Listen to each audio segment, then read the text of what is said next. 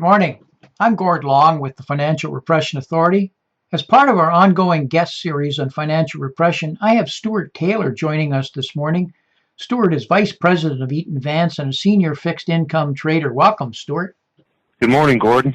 Stuart, it's great to have you with us this morning. I wonder if you could give our listeners a brief overview of your background and of EATON VANCE. Oh, sure. I'm a bond guy. I've been trading fixed income. Actually, I'm no longer the senior trader. I'm now a portfolio manager and have been for a while. So probably need to get that straightened up on the Camp Go Talk thing where I met you guys. But so I'm a portfolio manager at EATON VANCE. We're a mutual fund. We manage about $300 billion in assets. In particular, I'm a portfolio manager in the diversified income group, so we manage everything from domestic fixed income, investment grade, all the way out to go anywhere fund we manage that invests globally in corporate debt and equity, those kinds of things. So my specialty is fixed income, but to be a good strategist, PM, I've got kind of a go anywhere mentality actually. So I watch everything from commodities to credit spreads to, I particularly manage our short duration inflation protection fund. And I've been doing this 32 years now, and I'm one of those old dogs getting ready for retirement. So, To us, Stuart, it seems that a clear understanding of the macro and having a globally diversified international portfolio is mandatory nowadays. I wonder if we could start with your definition, your understanding of what the term financial repression means. Sure. I mean, I doubt that my take on it's much different than anyone else's. I personally, seeing rates at below zero, real rates below zero, as a matter of fact, I think the Fed should have raised rates a long time ago.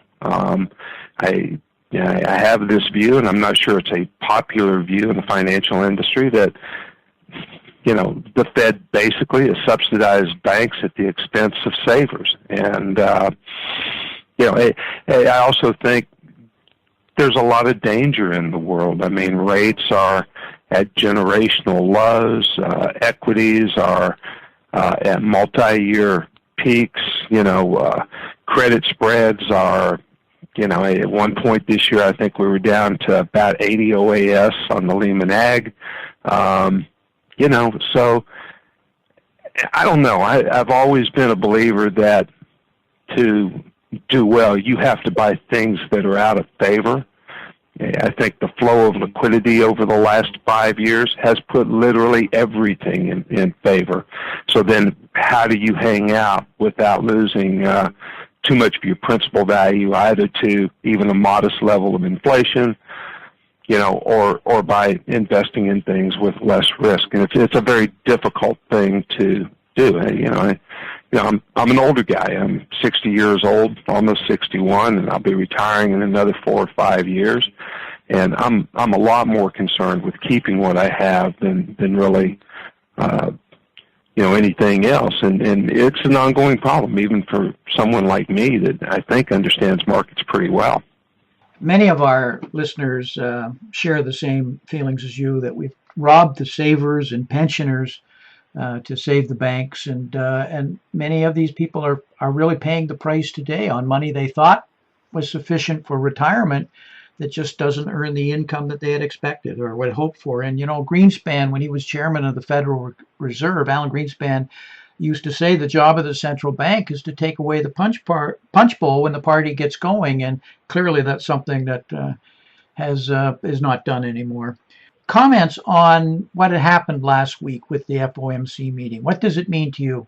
Well, I'm pretty certain the Fed is going to move, simply because I know a lot of those guys. They're not dummies. I mean, they understand they have to get away from the zero bound. But first of all, I think they've been over communicating. There's nothing wrong with having a surprise from time to time in markets.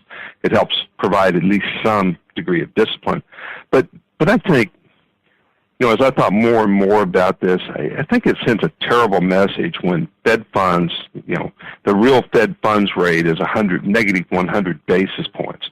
So if you raise rates 25 basis points, you're not really tightening. You're just becoming less accommodative, basically. And I think when the markets look at what the Fed said, they decided, look, hey, I don't think the Fed has much confidence in the economy right now. And I think it just created more confusion, frankly. They missed a chance in 2013 during the taper tantrum to go ahead and raise rates. I mean, they had a free shot at it, and they didn't do it. I think they had a free shot at it again this last month. They didn't take it, and now it becomes harder as we go along, particularly given what we're seeing happening in emerging markets, China to some degree. And, of course, I monitor something I call them, I don't call them, they're the surprise indexes, and you can see them through Bloomy or Citibank. Several people do these things. And what I've seen over the last 3 to 4 weeks is the surprise index rolling over again, which means the economy is growing less than economists' expectations, right? And it's a very cyclic kind of thing. The economy weakens, everyone lowers their expectations, and then the economy strengthens, and the surprise index turns positive again. But point being, there's a pretty strong correlation between rates and the surprise index, what the economy is going to do. And I think the Fed's going to be in a situation where actually conditions are maybe modestly worse in November and December. So they should have gone ahead, I think. But hell, I'm wrong a lot, Gordon. So the FOMC and the Fed is always a great game of speculation for everybody. What we're seeing, Stuart, is a serious slowdown around the world.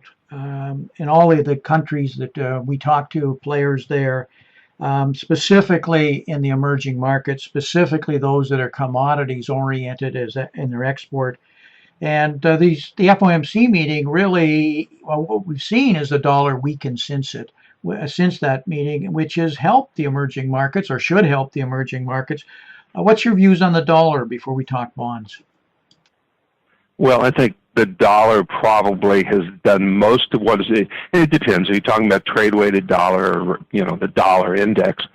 Trade-weighted dollar probably has a bit more upside left in it. Dollar index, it's a very, very crowded trade to be long dollars right now. So, and particularly if, the U.S. economy begins to weaken somewhat and the Fed has to put off raising rates for a while, I'm not a big fan of just straight long dollar positions. I do want to go back and make one comment. You mentioned emerging markets and commodities in particular, and I've always been a big believer. I'm a bit of a contrarian. I mean, the way you produce returns for your clients is you find sectors that are very, very much out of favor, and commodities certainly fits that bill right now, both in terms of its momentum. Think about it. Commodities began moving lower almost 3 years ago.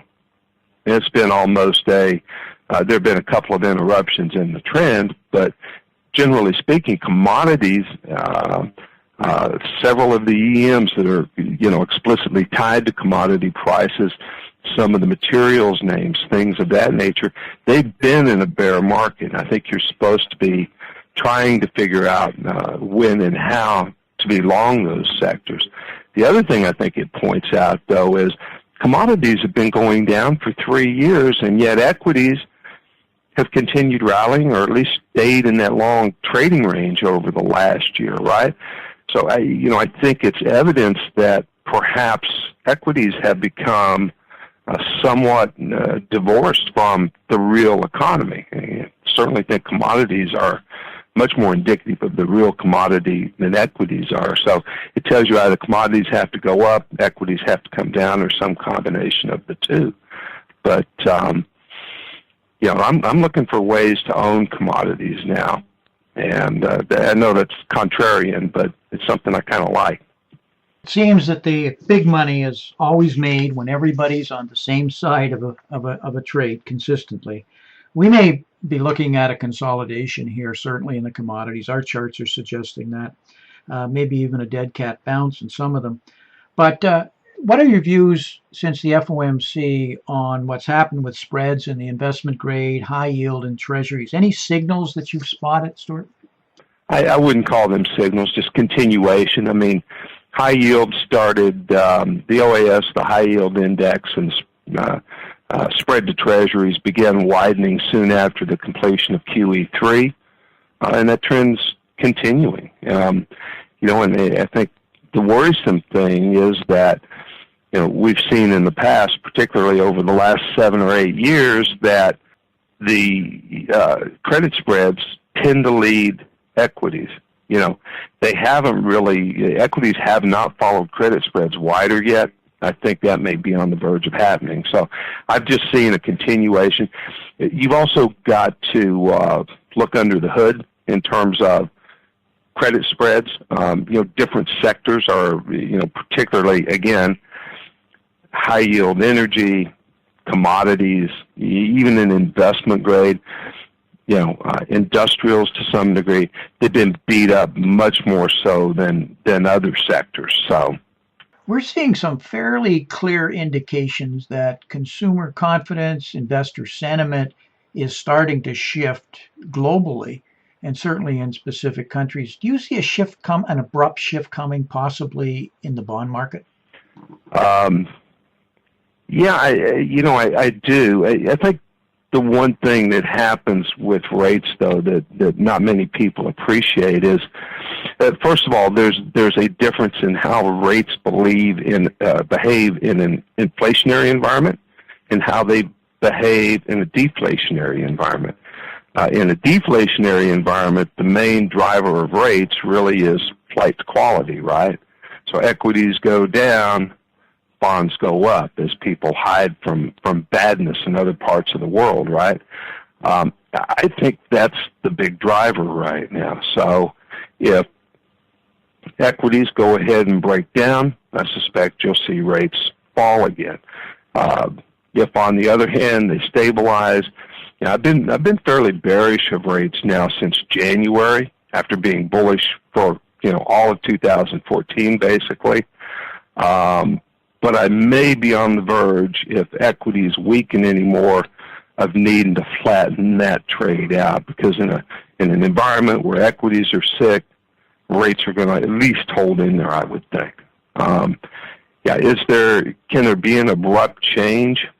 Yeah, I think so, and at some point it's going to happen. But if you look historically, you see that these trend changes in terms of bond yields take sometimes a full decade to complete. The 30-year set its low in 2012. So, we're only 3-4 years into what typically is at least a 6, 7, 8 year kind of process. Putting on your macro hat, looking around the world for possible major shifts, what's your biggest concern? China, Japan, emerging markets, the EU? Yeah, first of all, I'm a big believer in this idea that too much debt pushes down on economic growth, right? And so I think we're in a world that's kind of constrained by debt, and that's not going to change anytime soon. EU looks kind of okay.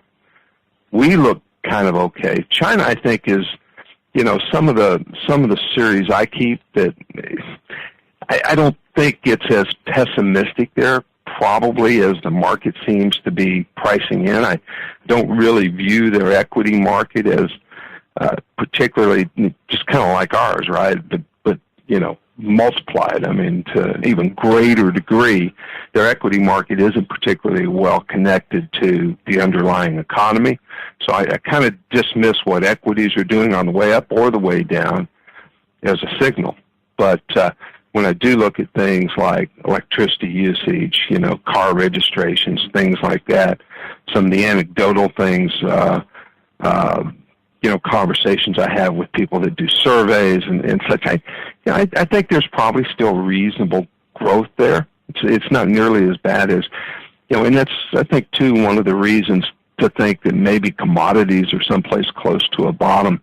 Where I'm most concerned, obviously, is just commodities not turning in time and the EM just continuing. I mean, you look at countries like Brazil that are being rocked by, just graft and corruption kind of things. That's hugely concerning given how large a role in EM countries like Brazil, and it's not the only example. It's pretty funny. The BRICS, all with the exception of India, have really had a rough time of late, and I don't really see that changing anytime soon. So, yeah. Stuart, can you speak to the elements of creating a bond portfolio in an era of an inflationary environment, which many expect to see coming? Two or three things, since bonds are kind of where I live and breathe. The first thing is I think just the mathematics of owning a long treasury, the risk reward associated with it, the math isn't particularly compelling. I mean, you always like to be in a trade or an investment with a greater reward than potential risk, right? You think about a 10-year treasury, let's just call it 2% right now. That 10-year treasury has a duration, which is a measure of interest rate risk, of roughly 10 years. So what that means is for every 100 basis points that rates change, the value of that security is going to change 1%. Well, I mean, we have 2 years at 2, a 4%, and you only have roughly a 2% coupon. If rates over the next 3 years somehow move back to 4%, that's a 20% principal loss, right? Versus only a 2% annual income. That's not a good risk reward, right? And that is really scaring a lot of people who push the numbers. So I think there, in terms of just your fixed income portfolio, putting the inflation aspect aside, I like, I don't mind taking a bit of credit risk. I do think that domestic corporations are in relatively good shape, at least good enough shape to weather, what I think might happen over the next few years. But you can build, for instance, a 1 to 5 year A-rated laddered portfolio, right? Current yield is maybe 170 or so. The duration of roughly 2.5 years, so you don't have a lot of rate risk. But what happens if rates start going up? Obviously, the first rung will mature in a year. You'll reinvest that at the higher rate, and so on and so forth. And if you do the math on these ladders, you figure out rising rates is actually a good thing at the end of the day for the well-structured ladders. So, I like the concept of short ladders using credit. You can do the same thing using treasuries. The yield will probably be, more like 1.25, something like that, I suspect. And that gives you some protection. One of the things, of course, people do for protection from inflation is buy tips. Unfortunately, most tips, tips are bonds, right? And the first thing that typically happens when you have a whiff of inflation or a burst of inflation is rates move higher. So if you're investing in an intermediate to long-term tip, rates go up, the price of that tip is going to go down, and it's probably going to go down much more than the inflation accrual that it achieves. So if you're going to invest in a tips, you want to keep, so all tips get exactly the same inflation accrual. It doesn't matter if they're 1 year to maturity or 30 years to maturity. They get exactly the same inflation. So investing in a long-term tip and taking a lot of rate risk at the same time, for me, that's a non-starter. And I'm sure many of your clients have tips that are 5 years or longer to maturity. They need to shorten those maturities down, take a bit less yield, and avoid the rate risk. Now, I do think that inflation assets right now are extremely inexpensive. I mean, I look at inflation as, there are a lot of moving parts to inflation, but CPI, you have services inflation, you have goods inflation. If you look at services inflation, it's still running 2.25, 2.30, something like that, year over year. On the other hand, goods inflation, because of what has happened in the oil market, is essentially unchanged year over year. But declines in energy feed into headline very, very quickly. So you have a new base from which inflation is now figured. Any kind of upward, even just sideways movement in energy now becomes additive to overall inflation. So you've got services at 2.30. You now have goods inflation is basically about as low as it can get, I think, near its low. And anything as you start adding on, that's going to be additive to the 2.30, basically, right? So I think inflation is bottoming as we speak, and these assets right now are priced well below the long-term trend of inflation. Long-term trend of inflation is a little bit over 2%, 2.5%, and gosh, you can buy a 2-year TIPS break even right now. Let me look and see where we are this morning. Yeah, 2-year TIPS break even right now is like 24 basis points. It's cheap. Stuart, any closing comments you'd like to make for our investors out there? Yeah, I'm really worried about equities at this point. That's the thing I'm watching most closely. If equities can hold these lows from a few weeks ago and begin moving sideways again, then rates can go ahead and move up. But that's the key to me. You start breaking equities down, rates are going to fall. And, I think it's people aren't going to sell what's their best performing assets. They're going to sell their worst performing assets. So, I would think that would put a lot of pressure on things like EM, commodities, things of that nature. But I think it would open up a pretty good buying opportunity, in the longer run. So, yeah, that's it. Watching the equity markets like a hawk, just because I know that that's going to feed into so many other markets. Stuart, could you tell our listeners how they could follow your writings and learn more about the products at EATON VANCE? Oh, sure. Well, EATON VANCE has a terrific website. My particular fund is the Short Duration Real Return Fund, and there's also a blog where they post managers' comments, and you'll see my comments there regarding Fed, inflation, rates, things of that nature, but also managers from all through the EATON VANCE complex.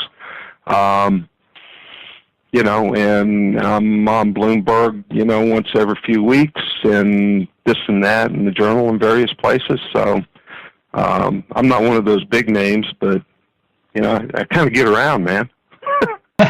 That's why we called you. 2016 is going to be an interesting year. Lots to talk about there, and we'll have to have you back. Thank you very much for your time today. Thanks for having me. See you.